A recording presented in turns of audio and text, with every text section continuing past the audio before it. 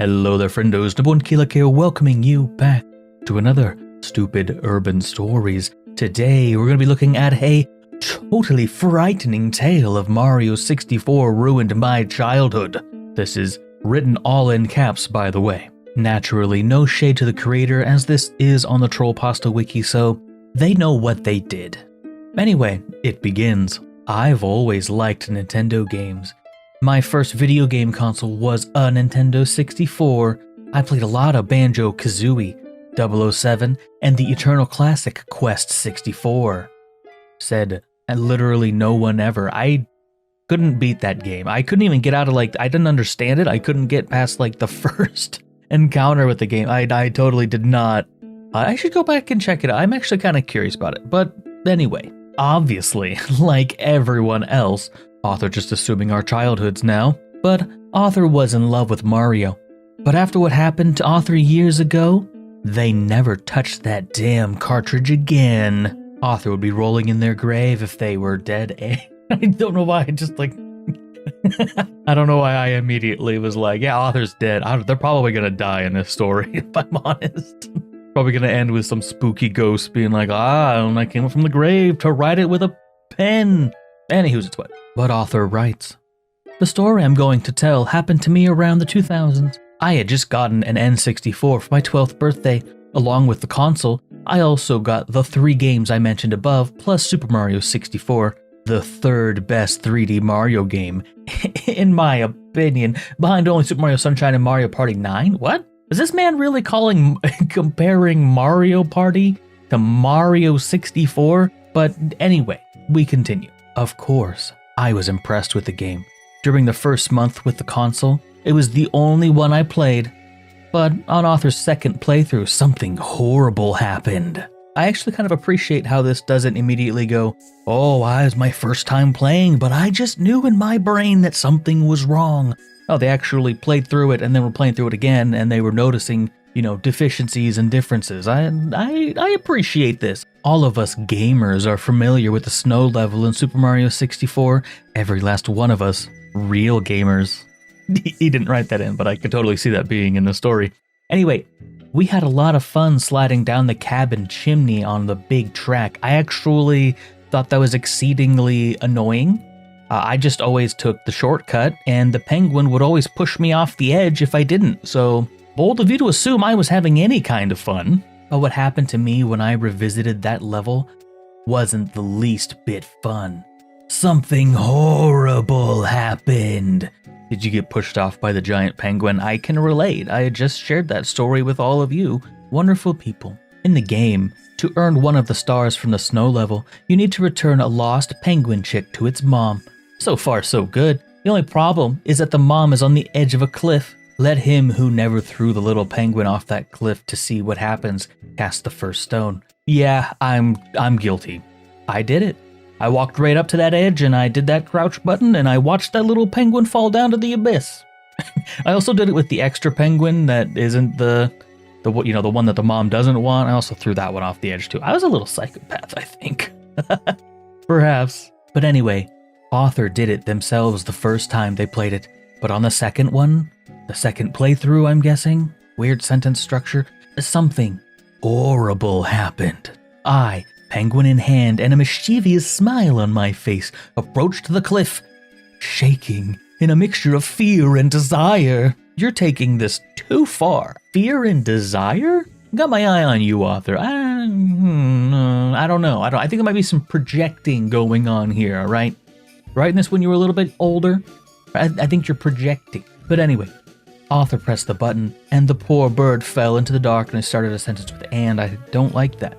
Apparently, it's a thing that you can do, but my English teacher always said, don't do that. Ever. Fun fact, I'm actually pretty sure that I used to fall into the habit of starting sentences with "and" a lot, and I kept getting marked down for it, time and time. She was a stickler for it. So now, whenever I see that, of all the things, that make you kind of, make you cringe a little bit, that "and" at the beginning of the sentence, I don't like that. That is my kryptonite right there. Continuing on, normally, that would have been the end. It would in no way affect the game. The most the player would have to do is restart the level so that the penguin would return to its proper place and he could catch the star. But a few seconds after I threw the animal, something moved on the screen. Extra spooky. Was it covered in hyper-realistic blood? If not, then I want my money back, alright, for this creepypasta. I didn't pay nothing. You should pay me to read it, though. I'm here for some trash. Give me some trash. Anyway, it was the penguin mother walking towards the cliff, flapping its wings and quacking desperately. And then, in a sudden movement, she threw herself off the cliff in search of the youngling. She just hit the death barrier as well. Actually, I'm pretty sure if you look down, you can see the bottom of the level where the death barrier is. I think you can still see the little penguin down there, so they're probably actually fine. Yeah, they're really blowing this out of proportion. There's no reason for all of this. They're perfectly fine. They're just in a void now, which, you know, all my millennials get together, having a party in the void. Oh, what? That's just regular life? This joke is weird. Anyway, moving on. Author writes, "My heart skipped a beat and my hands froze. This had never happened before." That's a whole sentence. Is that a proper sentence? It doesn't matter. Anyway, after getting my act together, I decided to continue playing. I moved the analog stick and ... Nothing. Mario no longer responded to my commands. How dare you, Mario? Think about yourselves. Yes? You'll have your own feelings, yes? I think author's getting a little bit of a Napoleon complex. I pressed all the buttons and nothing happened. Until, without me doing anything, Mario knelt down and started to pray. Look, we all know how religious Mario is, okay? In all of his games, it's just Jesus, Lord Almighty, all right? Tons of that stuff. He definitely praying. Oh, Lord, he praying. Anyway, as I didn't speak Italian at the time, implying that you do now. Interesting. Author couldn't understand what he said. But from the tone of his voice, he seemed to be asking for forgiveness. After praying, he moved slowly, and from the edge of the abyss, he threw himself, going down there to hang out with with the penguin family, I suppose. I screamed. End of sentence.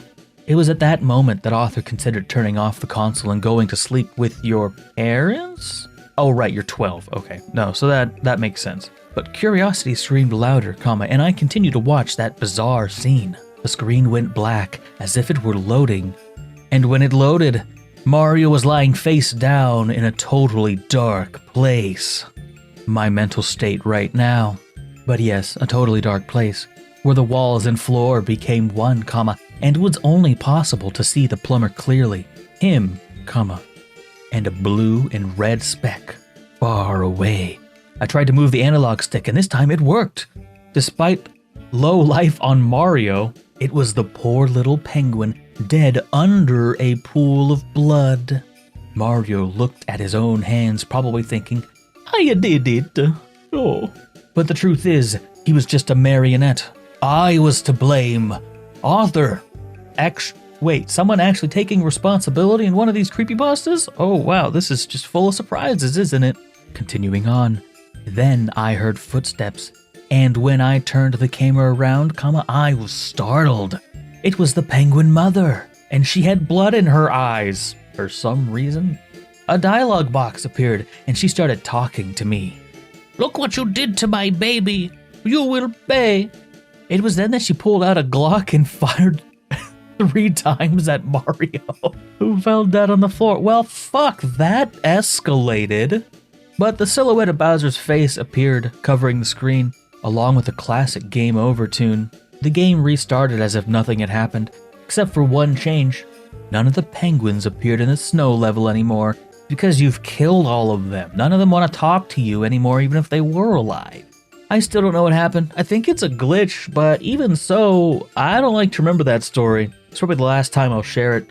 Stay tuned for the next time when I tell you what happened to me when I played Final Fantasy VII years later. Ooh, setting up for another crappy story. I like it. Maybe we'll look at that guy, alright? You know, there was some mechanics in this one, some tropes that weren't exactly followed, and you know, I appreciate the deviation of form. This one, if I'm honest, so maybe we'll check out the Final Fantasy VII one next time. Anyway, this has been Mario 64 Ruined My Childhood, and what really happened here? Not a lot. I mean, Mario got shot, I guess that would be pretty creepy. I mean, that's just your personalized copy because it didn't happen the first time. It only happened the second time. So apparently they'd had enough of your shit and you just need to be a better person. That's my, critique. Anyway, that's it for me for today. Thank you so much for watching all the way to the end. It does help me out an awful lot. Remember to like it if you like it and dislike it if you don't. Leave me a comment. Helps that YouTube algorithm. Thank you to my patrons, channel members, and Twitch supporters. Everyone who's been supporting me throughout, the last couple months. Anyway, I'm Newbornkilik, and I will see you in the next one. I'm out.